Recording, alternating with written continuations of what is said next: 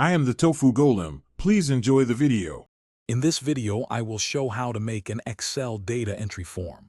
First, ensure the form command is available in your quick access toolbar.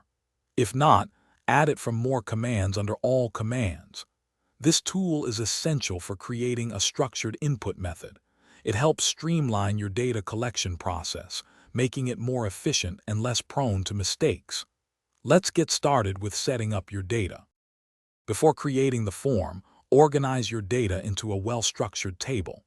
Select your data range, including headers, and convert it to a table using Insert Then Table.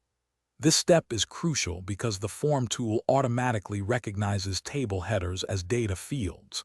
A clean table ensures your form functions correctly and captures all necessary information efficiently. Proper setup saves time later. With your table ready, select any cell inside it. Now, click the Form button you added to your quick access toolbar. Excel will automatically generate a data entry form based on your table headers. You can use this form to add new records, navigate through existing ones, and even search for specific entries. It's a powerful tool for managing large datasets with minimal effort. To enhance your form, implement data validation for fields like dates or numbers, ensuring data integrity. You can also protect your worksheet to prevent unauthorized modifications, allowing only form-based entries.